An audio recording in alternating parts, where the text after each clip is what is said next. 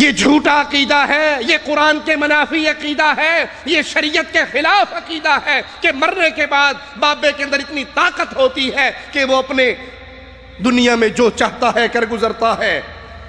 کہتا ہے میں نے مباہلہ کیا ہے اور میں چیلنج کرتا ہوں، اس درخت کو جو بندہ اٹھا لے گا میں اسے 1 لاکھ روپیہ انعام دوں گا، اور دنیا والوں کی طرف سے اسے کوئی مشکل نہیں ہوگی۔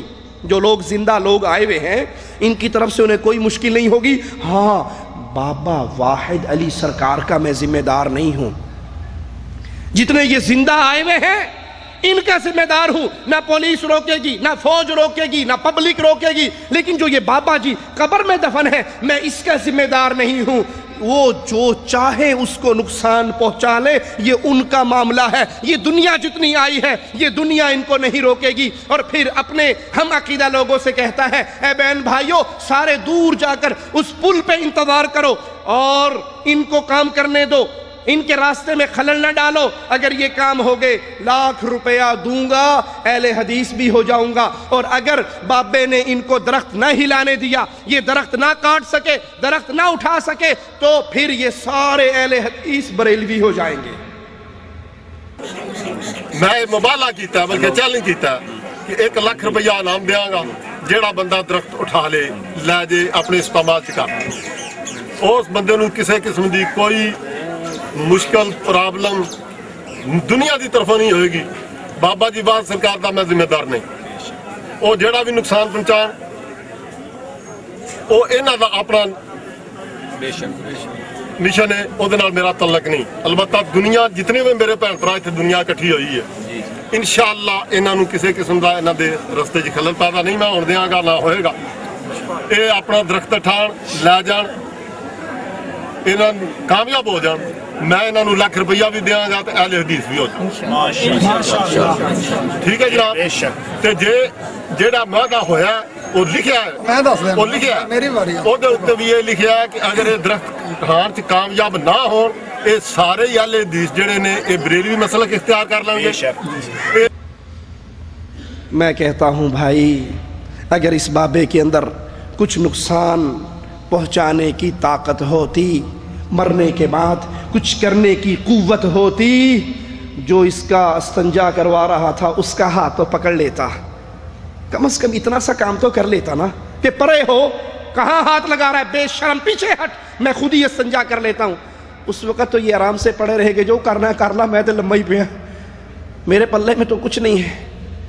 ارے جو استنجا نہ کر سکا، جو وضو نہ کر سکا، جو غسل نہ کر سکا، جو کپڑے نہ اتار سکا، جو کفن نہ پہن سکا، جو چل کر قبرستان نہ جا سکا، مرنے کے بعد اس میں یہ قوت ہے کہ اپنے دربار پہ پڑے ہوئے درخت کو کاٹنے سے روک لے، کاٹنے سے بچا لے۔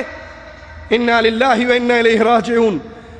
کہانی گھڑنی تھی، کوئی مزیدار تو گھڑتے، کہانی گھڑنی تھی، آپ کو گھڑنے کا طریقہ نہیں آیا، اپنے چھوٹے بھائی تبلیغی جماعت والوں سے پوچھ لیتے، وہ طریقہ سمجھا دیتے۔ آپ سے بہتر تو کہانی انہوں نے گھڑ لی۔ یہ ہمارے ہاتھ میں ایک کتاب ہے، اس کا نام ہے قبر کی زندگی اور موت کے چند مناظر، پروفیسر ڈاکٹر نور احمد نور، نشتر میڈیکل کالج لاہور۔ للو پھتو بندہ نہیں ہے، پروفیسر ڈاکٹر، بہت بڑی پڑھی لکھی شخصیت، اور تبلیغی جماعت ملتان ڈویژن کے ذمہ داران میں سے۔ اس کا صفحہ نمبر 39، کتنی مزیدار کہانی ہے، سنیے۔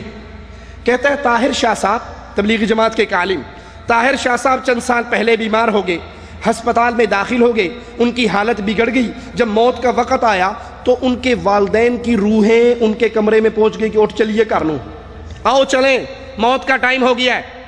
وہ آئی، اگلے جہاں چلنے کا وقت ہے، ہم انتظار کر رہے ہیں۔ 2 فرشتے آئے، وہ طاہر شاہ صاحب کو لے گئے کہ اللہ کے پاس پیش ہونا ہے۔ آسمانوں پر پہنچے، سنیے گا، آسمانوں پر پہنچے تو مولانا یوسف اور مولانا احمد علی لاہوری صاحب سے ملاقات ہوئی۔